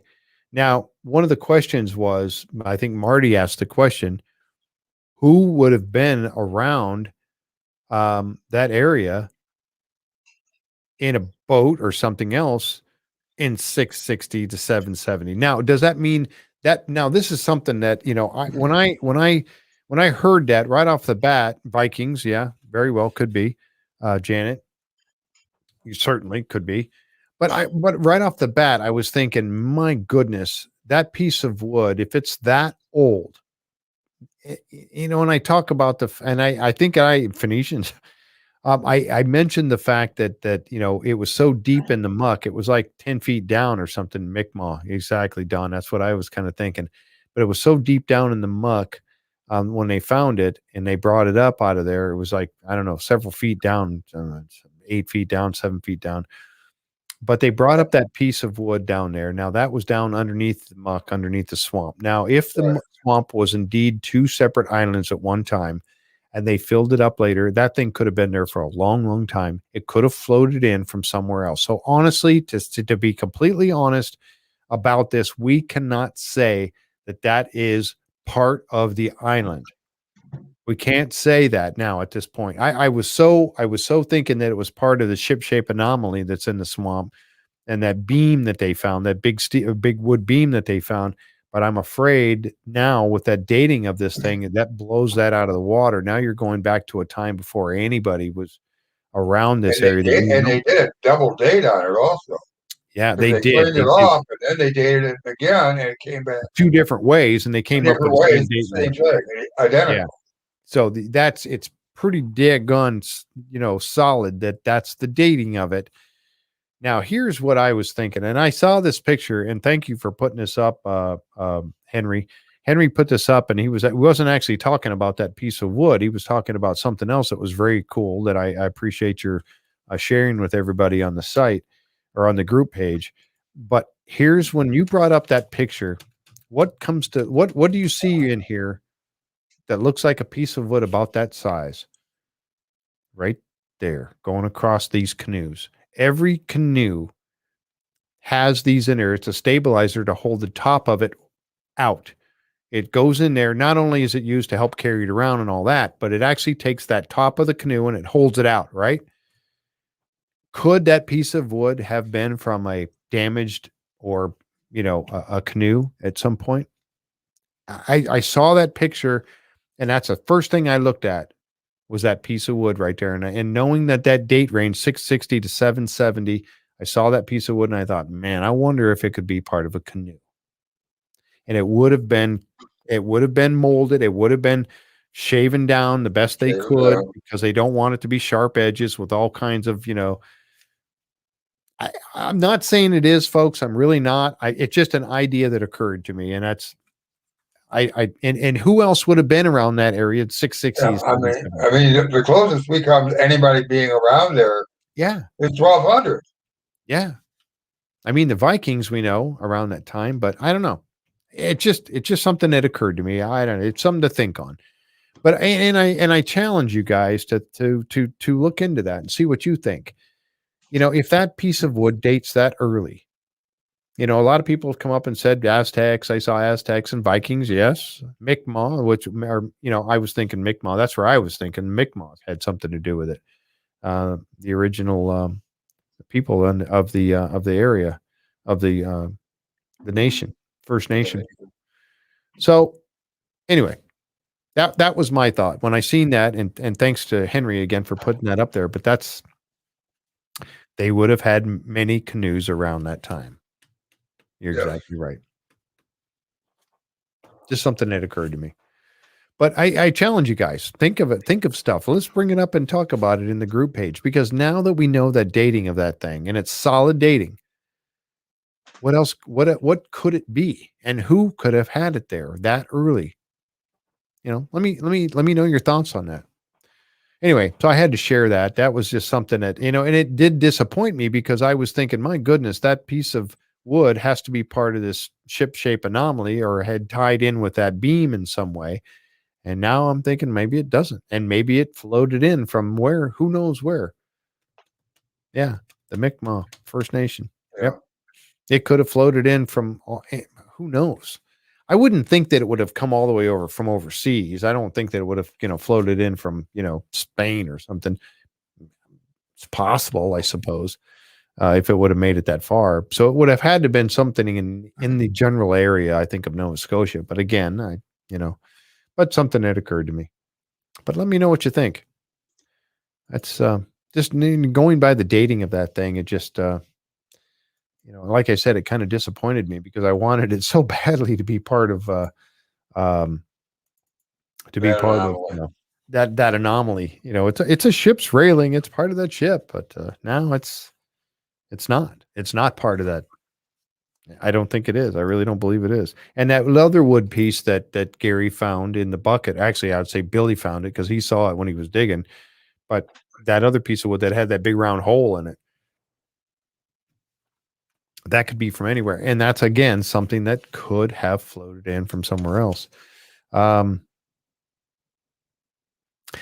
Jenny. Yeah, Jenny says that but I doubt that the Indians would make decorative cuts in it like that. That the pics of that piece were found too thin for that use. I don't know. Maybe you might be right. Yeah, and again, like I said, it was just a. It did have a hole, or it looked like there was like a hole in it or something. But that Eric Spencer is saying that that the Indians weren't using square nails. So I don't know if it had that. It's hard to say. But again, good thinking on that stuff um, to come up with something. Hey, let me know your thoughts. You know, yeah, wood does not float forever. Sooner or later, it sinks. You're right. So you're right, Tom. I know. So anyway, that's what I was thinking. It just came to mind when I saw the picture of the canoes. So who knows? So jumping over to the drilling down, and this drilling down was really cool because they got around the table and they started talking about some new ideas, some new things that they wanted to look for upcoming seasons. One of the things that I was really interested in was, remember when Rick had said, and I'll pop up on pictures here and you guys can check these out. Me and my pictures. Here's just the banner for the drilling down show. That's how I separated them. But anyway, there's everybody in the and this is a conference room in Traverse City when Maddie The went over there. Michigan gang is alive and well. Yep. Yeah, they were all there. This was during their past winter that he was over there talking to everybody. And so there's the gang sitting around the table. And they were talking about all the drill holes in the money pit that they had done between C1 and OC1. And again, didn't find a whole. They found a lot of wood. They were following a tunnel there for a while, or they seemed to be following a vertical tunnel. But one thing I thought was really neat was this: when Rick talked about that boring machine.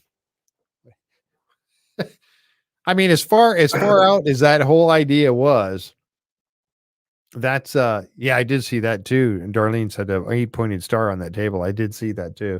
I'm always looking at that other stuff in the room behind, besides what they're trying to focus on. But you wouldn't want one that big, obviously, to be digging it toward the money pit. But even a 10-footer, I mean, 10-foot circle or something like that, that'd be pretty cool, wouldn't it? I don't think Marty will ever go for it. But I don't know what. I thought that was a really cool idea. And where would you start it from? You'd have to start it from the mainland somewhere. I don't know. But that would be a one way to get down in there, wouldn't You have to fight a tunnel first, though. it? You really Yeah, would. yeah. I Just don't know. and then enlarge the tunnel that you could walk in. Because Rick was talking about walking in Hmm. Yeah, you definitely want it to be something you could walk in, and look around. And Jack jumped on board right away and said, "I'll go down there. I want to go down there. I want to walk around." I do too. I mean, I'd want to be in there walking around, for sure. Yeah, that thing is scary. It sure is. Um, Start from the bottom. Which two holes that were Marty put the I don't know. I don't remember. Yeah. Indies, what does that say? Indies antics. Does anybody remember which two, and this is a question that Indy's asking here. Does anybody remember which two holes were the one that Marty put the toonie down and the one that where they brought it back up? Do you guys remember that? See if anybody remembers that.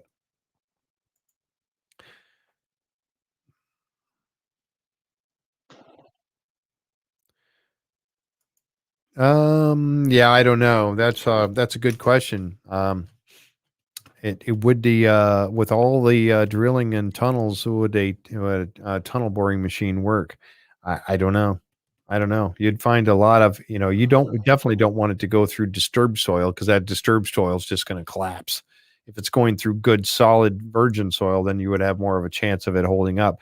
But sometimes these boring machines also have some sort of a deal where they can put concrete, or they use some sort of like a concrete type material to line the tunnel as it goes along. But I don't know. That's really in some expenses there. like they do with tunnels on a river. On the rivers, they do that. Where's Jeff when they say what? was just reading what Linda was saying here. Oh, good night, Hart. Hey, I'll talk to you another time. Okay.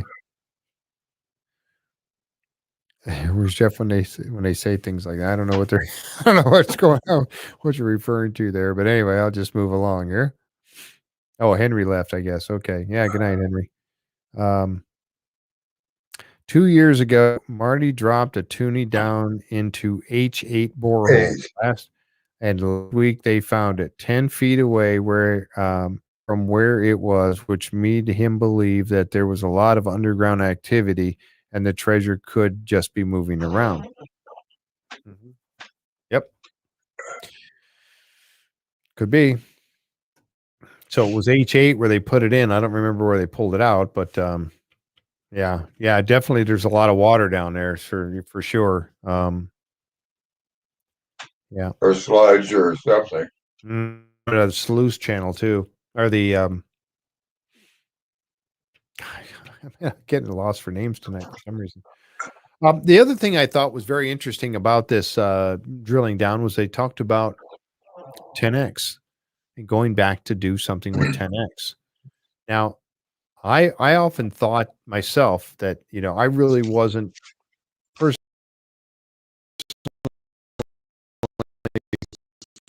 and I still marvel over the fact that shotcrete, is that what that's called? That you might be right. I don't know what that's called, but shotcrete. Solution channel. Thank you, Linda. The solution channel. So you'd be boring through all of that stuff. So I know that tunnel boring machine is probably not nothing that will ever be considered. But boy, I just think it'd be so cool if they could do that. Then you could walk around down there. Yeah, Tara said, I think they're counting on Dr. Spooner to figure out the movement with the samples. Yeah. Yeah, too much of a risk of destroying whatever's in front of the tunnel boring machine, so that they need to know exactly where they are going. A specific. Yep. Exactly. But I like the idea they were talking going down and putting a leave around. They got to because Marty had mentioned what bad shape X is in. It's just they were using these train cars that were liquid carrying train cars that he was buying and then welding them together and putting them down in that hole. And here's a picture of it here where as he was doing this with those things back in the day. Now, these are all rotting away. They're all rusting away and they're falling apart. So they would have to go down there and they'd have to put in some sort of a liner in there to stabilize the hole. So that's where I think Marty was talking about using some concrete and making some sort of a liner to go around inside of it because they can't go on the outside. Obviously, they'd have to dig it all up. So they would have to go around on the inside of it and put a liner in. And that's where these pictures here came about. And again, they were using their rendition of this. And this is the like the steel liner here. And then you got the liner on the inside, which would be your concrete liner to go in and then stabilize it down to the 181 foot level, which is where then it went to the smaller. Remember when was it John Chatterton or was it Mike Huntley that had gone down in there? I think it was John Chatterton had gone down in here and he went all the way down and then he went through all that debris that was in here. Remember all that stuff that had fallen in here, and then he went down into the small channel and then all the way down into the chamber, which Dan Blankenship found, and he knew it was there by using divining rods. That just blows me away. Still to this day, I still blow me by that.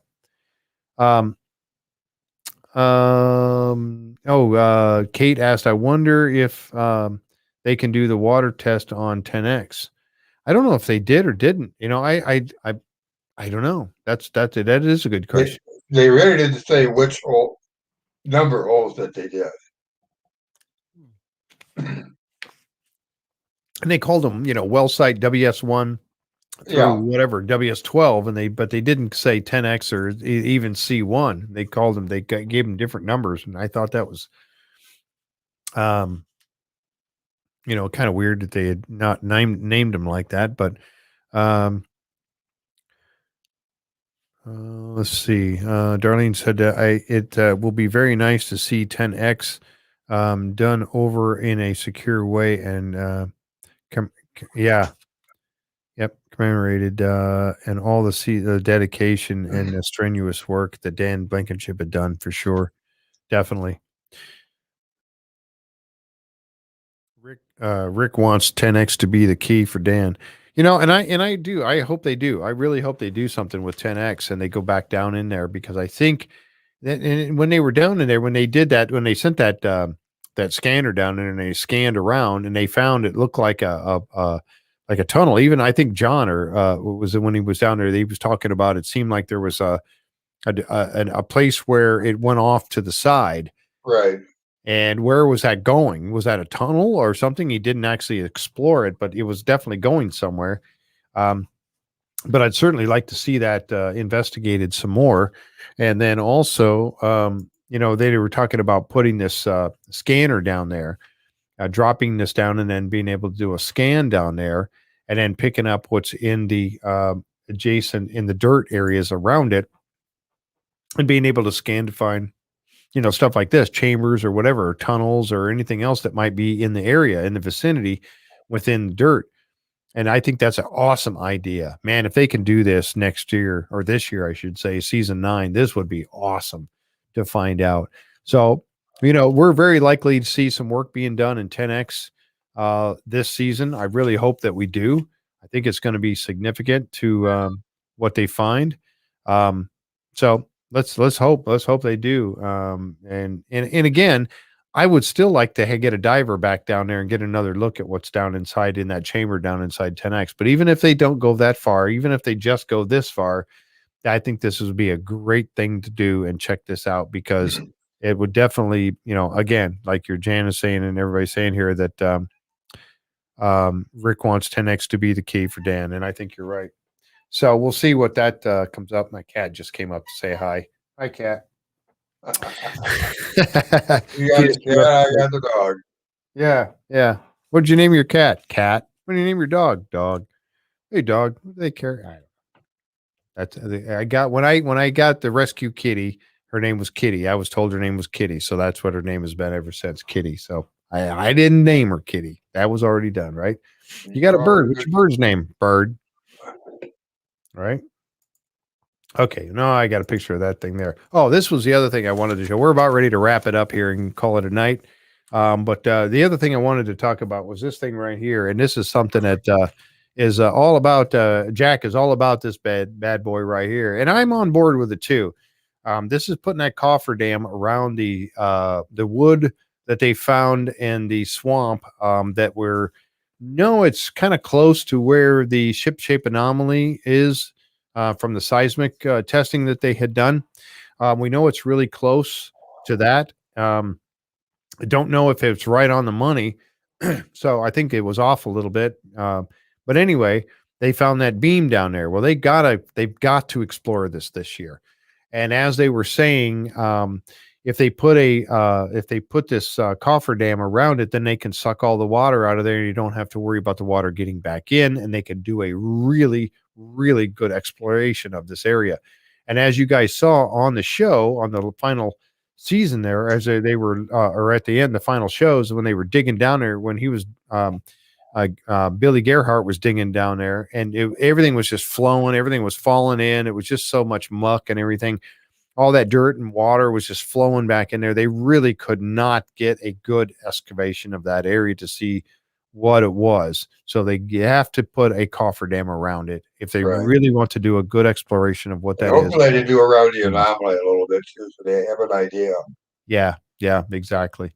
They really do. Dr. Taylor, when we asked him about that, just had a big smile on his face. Like if that's a ship, that's a dream for us archaeologists. Yep. Oh, absolutely. Absolutely. I mean, if it was, can you imagine? I mean, that would answer so many questions if that was truly a ship. And again, I don't know. I want it to be, but I'm a little scared to get all excited about it Yeah, how many times have we got excited about something they I know. think they found? I beat you there, Jeff. I'm sorry. Like when they were showing the gold knob or the brass knob, and they were like, "Oh, gold!" And they were thinking it was gold, and it wasn't. You know, I want that. I want that beam to be part of a ship. I really, really do. I really want it to be. I hope it is. I don't know, but we're going to find out. And they have to explore this. They have to. They cannot ignore it at this point. Yeah. So I think Marty would go crazy if they didn't explore it at this point. oh yeah. I think there's a lot of people that would go crazy if they don't explore it at this point. So Razor over on the Twitch side said, I went through Photoshop and I blew up the picture. I've got a good picture for you. Awesome. Awesome. That's awesome. Thank you. Thank you for doing that. Can't wait to see it. Let's see. Frank says, is asking a question of how big the area does the cofferdam need to enclose? Danger of driving the piles through what you want to excavate. Yes, I know. Well, you know, if Jack had his way, Mr. Campbell right here, if he had his way, you'd take that entire I don't have one handy here, but you show the picture of that ship shape anomaly that's what 200 feet long. I do it You better 200 go feet. over around the whole thing, That's which right. actually extends. In this artist rendition here, you can see Nolan's Peninsula sticking out right there, and actually that ship shape anomaly went past it. So you're going to have to cover that entire area with it, or you might cut it in half. You know, with the cofferdam, when it gets driven, the sheets get driven down in the ground. You might cut it in half. So you definitely don't want to do that. The anomaly is 200 feet long, was it? Yeah, I believe it was 200 feet long. And I do have a picture I might be able to find. Let me see if I can. I think that was the And it was last. kind of at an angle, if I remember correctly, too. Yeah, it does. Yeah, it does. You're right. It kind of was up by Nolan's Peninsula all the way Right. back down. Let me see if I can find a picture of that. It was pointing at the shore at one point. I really can't remember where it was pointing. It should have been. I think that was like let me look at my pictures here. Oh, One, here it is. Bingo two. bango. I found it. Well, yeah, that's not really this is this was the seismic one that they found, and I'll show this real quick. So yeah, 200 feet long, 20 feet wide at the bow, if that is a bow, and the stern was 40 feet wide at the stern. And the stern was the portion that was down by the road at the bottom and the south end of the swamp. So it would have to be that big if this was truly a ship shape or a ship that's under there. It would have to be 200 feet long. Now, when they did Smith's Cove and they went all the way around, that had to be, how big was that? That whole curve of, I don't know how long that was, but that had to be at least 100, if not 200 feet right there. And it got bigger when they did the knockout. Bump Also, out. When they did the bump out, it got bigger. So in here, they would have to have, so 200 feet up, 200 feet down the other side, and then, pieces on both ends, 40 on both ends. So you're talking 400, you're talking close to 500 feet of cofferdam. But I don't remember. Does anybody remember? It must be. Does anybody remember what the entire length of the cofferdam was around at Smith's Cove? I don't remember. I don't remember either. But I think they were going to use that earlier up there at the other end of the swamp, but they were afraid of getting into the stone road, which was a good thing that they didn't at that time. Mm-hmm. Yeah. Let's see. Let me see if I can.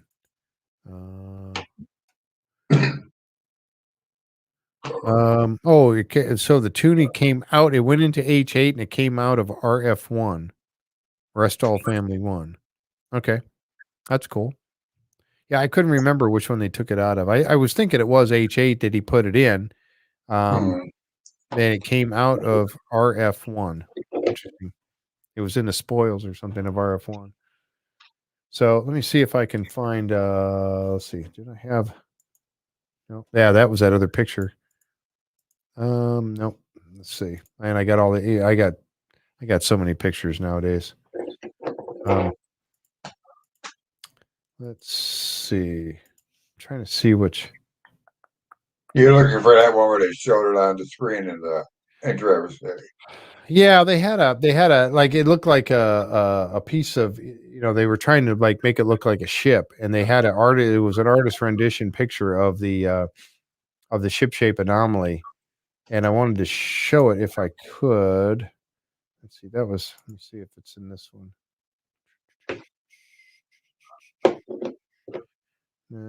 I got so many pictures here, folks. Um,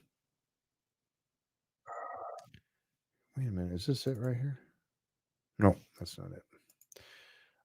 Anyway, but you get the idea. I don't know. I was just gonna try to get an idea of how big that cofferdam's gonna have to be, and it's gonna have to be enormous.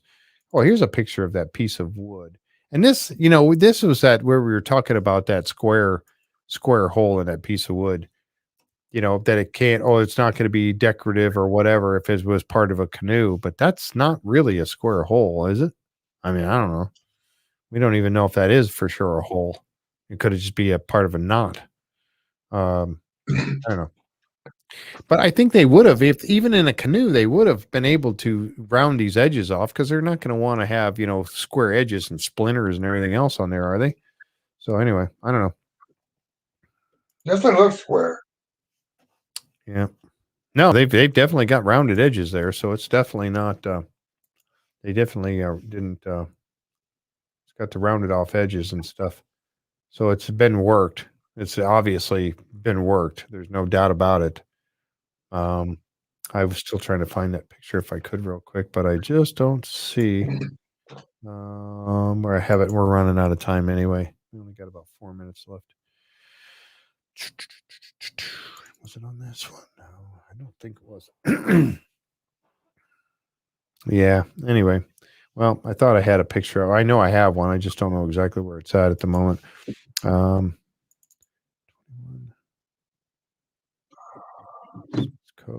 I don't see it. Anyway, it would take me too long to find it. But anyway, but yeah, that cofferdam's going to have to be huge if they're going to put it all the way around that thing.